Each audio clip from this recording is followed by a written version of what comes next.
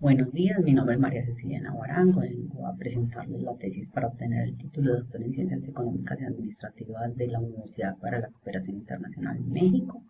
El título de la tesis es Valoración Económica de Bienes y Servicios en una pequeña central hidroeléctrica. El objetivo general es proponer los parámetros para la valoración económica de los bienes y servicios ambientales en una pequeña central hidroeléctrica y se tienen tres objetivos específicos. El primero de ellos, evaluar las diferentes metodologías de valoración económica usadas. El segundo, determinar los bienes y servicios ambientales que son afectados por las pequeñas centrales hidroeléctricas,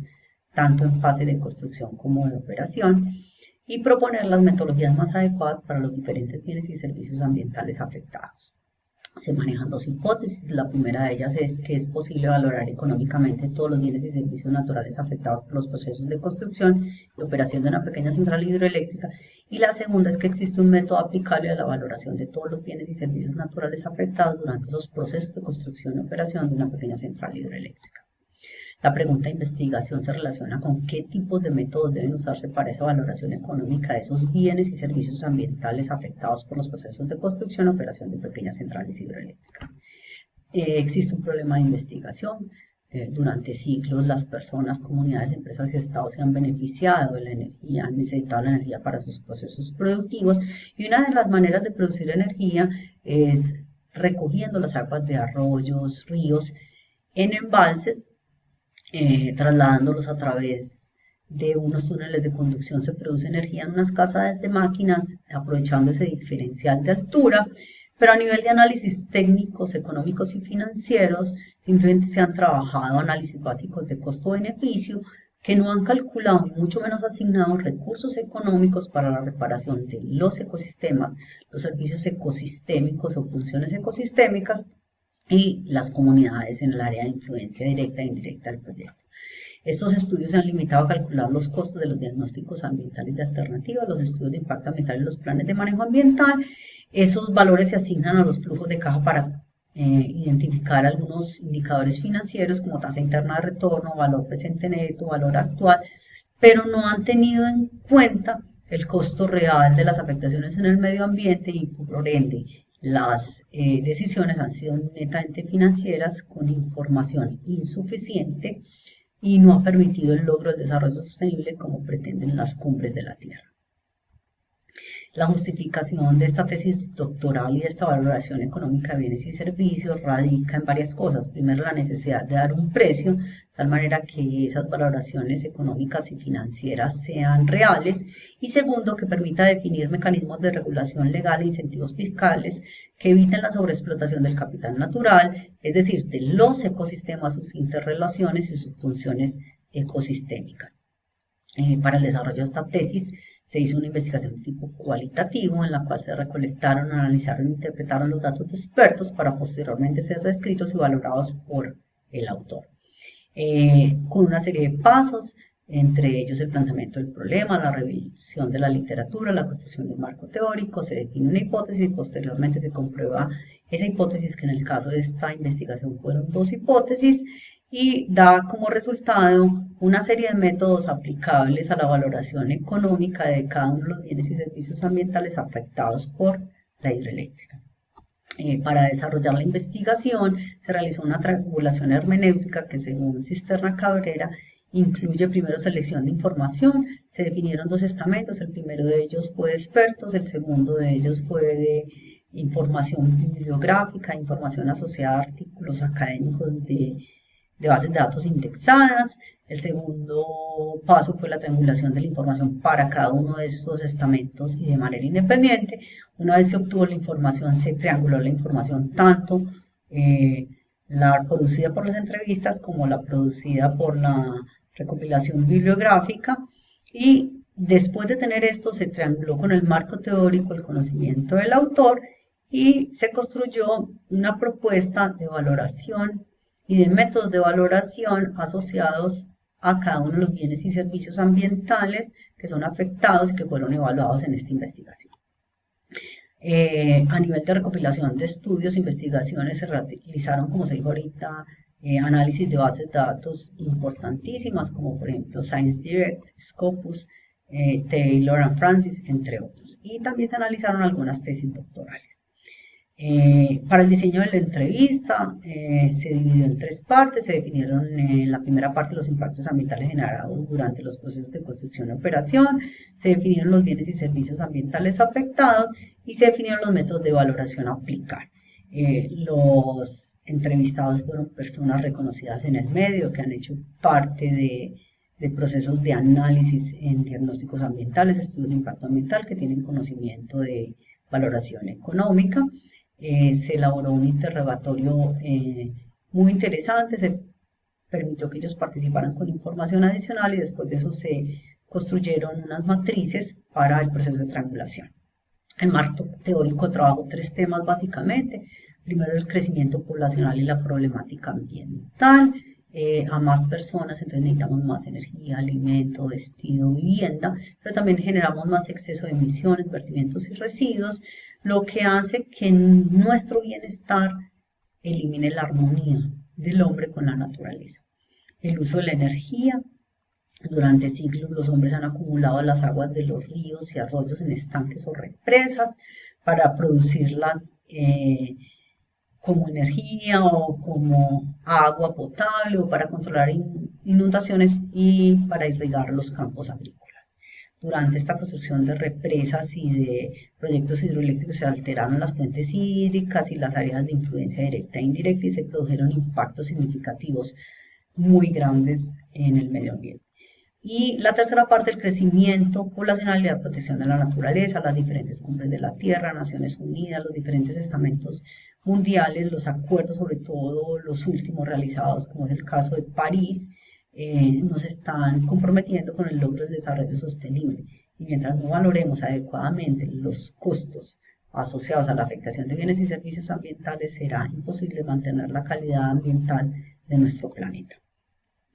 Las centrales hidroeléctricas, por pequeñas que sean, generan impactos significativos porque son constituidas por obras civiles de gran magnitud, como vías, puentes, torres, túneles, presa, vertedero, que obligan al movimiento de miles de toneladas de tierra, remoción de capa vegetal, arbustivos y arbóreos, que generan una pérdida de especies, hacen cambios en el hábitat, en las costumbres de las comunidades, en las condiciones climatológicas, y que en resumidas cuentas generan múltiples efectos o impactos ambientales negativos muy significativos en las zonas de influencia directa e indirecta del proyecto. Para reducir o por lo menos controlar esos impactos, los estados a través de las legislaciones ambientales han obligado a identificar impactos a través de diagnósticos ambientales de alternativas, estudios de impacto ambiental y planes de manejo ambiental. En el caso de la legislación ambiental en Colombia, todas las pequeñas centrales deben hacer un trámite de licenciamiento ambiental. Para ese trámite primero se tiene que hacer en etapas de prefactibilidad o factibilidad del diagnóstico ambiental de alternativas, que constituye un proceso de identificación y comparación de impactos a través de información secundaria de diferentes alternativas, mínimamente 2 o 3, y de ellas se escoge la más benéfica o menos perjudicial para el medio ambiente. De la escogida se hace un estudio de impacto ambiental en el cual se predicen, identifican y valoran esos impactos negativos o positivos, y para los impactos negativos posteriormente la norma exige un plan de manejo ambiental en el cual se diseñan las medidas de prevención, disminución, corrección y compensación de impactos ambientales negativos significativos. Pero las historias de Colombia y del resto de la nación nos han mostrado que esa inadecuada valoración económica de bienes y servicios ambientales y previamente su definición no permitirá el logro del desarrollo sostenible. Cada vez los impactos son mayores, tenemos casos críticos en nuestro país y a nivel mundial, y una valoración adecuada no solo permitirá ese logro del desarrollo sostenible, sino que también permitirá diseñar a los estados políticas ambientales o instrumentos económicos que incluyan tasas retributivas, derechos de emisión, impuestos, subvenciones, o que en algunos casos permitan entregar incentivos tributarios a aquellas empresas o proyectos hidroeléctricos que minimicen sus daños, sobre todo en las funciones ecosistémicas. Hemos hablado varias veces de los bienes ambientales y los servicios. Justifica aclarar qué es cada uno de ellos. Los bienes ambientales son objetos que brindan la naturaleza para el uso de las comunidades e individuos, es decir, es aquello que produce la naturaleza como el agua, el aire, fauna, flora y suelo, Tiene una caracterización especial que el hombre suele agotarlos o transformarlos de manera negativa, y los servicios ambientales están asociados a las funciones ecosistémicas que esa naturaleza tiene que realizar para brindarnos bienestar y para producir bienes ambientales. Los servicios se clasifican en servicios de soporte, de provisión, de regulación y culturales. Existen unos métodos de valoración que incluyen pérdida de ganancias. En pérdida de ganancias se miden los impactos en la productividad humana a partir de la pérdida o reducción de ingresos, o aquellos costos incurridos en procesos de tratamiento por los daños en la salud humana que son generados por los impactos ambientales de las hidroeléctricas. El costo de oportunidad, que busca evaluar la reducción o pérdida de ingresos cuando se decide no hacer la hidroeléctrica o no usar un bien o un servicio ambiental específico. Los cambios en la productividad, que se asocian a la reducción en la productividad o producción de insumos y materias primas, y el análisis costo-efectividad, que evalúa los costos generados al implementar políticas que permitan mejorar los indicadores en los ecosistemas, sea agua, aire, suelo, fauna, flora. Los gastos preventivos o defensivos, que corresponden al costo evitado para prevenir impactos, es decir, a las medidas de prevención del plan de manejo ambiental, los costos de reemplazo o costos de desplazamiento, que son aquellos costos en que incurren los proyectos hidroeléctricos o cualquier tipo de proyecto de empresa cuando requiere relocalizar, reubicar una población, una comunidad, los costos de mantenimiento, que son los costos asociados a actividades que generen desmejoramiento en los indicadores de calidad o en el bienestar, los costos de restauración, que incluyen aquellos costos incurridos por la reparación o reposición de los ecosistemas o sus servicios, la diferencia de salarios en la cual se cuantifica el incremento salarial que debe tener un trabajador cuando reducimos sus condiciones de trabajo al reubicarlo. Por ejemplo, cuando llevamos al personal a zonas de alto riesgo, con problemas ambientales, o cuando los separamos de sus familias, los precios hedónicos, que miden el beneficio que genera el proyecto a nivel de calidad de vida, de mejoramiento del entorno, de bienestar, los costos de viaje, que hacen una estimación del valor que una persona estaría dispuesta a pagar en desplazamiento, manutención y demás, para ir a un nuevo sitio de esparcimiento que te brinde mejores alternativas que la zona afectada por el proyecto. La valoración contingente, que evalúa la disposición a pagar o a ser compensado por un bien o por un servicio que realmente no tienen un mercado transaccional donde se pueda fijar un precio, que se fundamenta en la realización de encuestas muy estructuradas, y los mercados hipotéticos, que evalúan esa disposición a pagar para mejorar los atributos de un lugar o el mejoramiento de las condiciones ambientales. Como resultados, se identificaron 7 bienes ambientales, de los cuales se excluyeron 2 por tener precios de mercado, es decir, fauna y flora comercial no se evaluaron en el trabajo. Para cada uno de ellos restantes, es decir, agua, aire, suelo, animales no comerciales y plantas no comerciales, se identificaron mínimamente un método de valoración económica.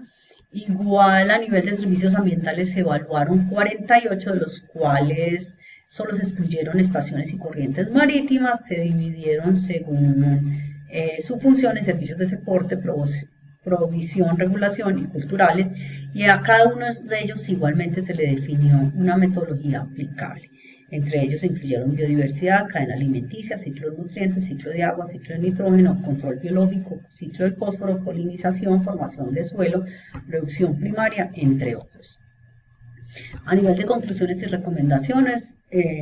se pudo observar que los bienes y servicios se dividen en 3. A nivel de valoración económica, los de valoración directa, es decir, los que tienen precios de mercado, los indirectos, que utilizan mercados sustitutos, y los de valoración contingente, que parten de preferencias públicas y a través de encuestas evalúan una disposición a pagar o a ser compensado.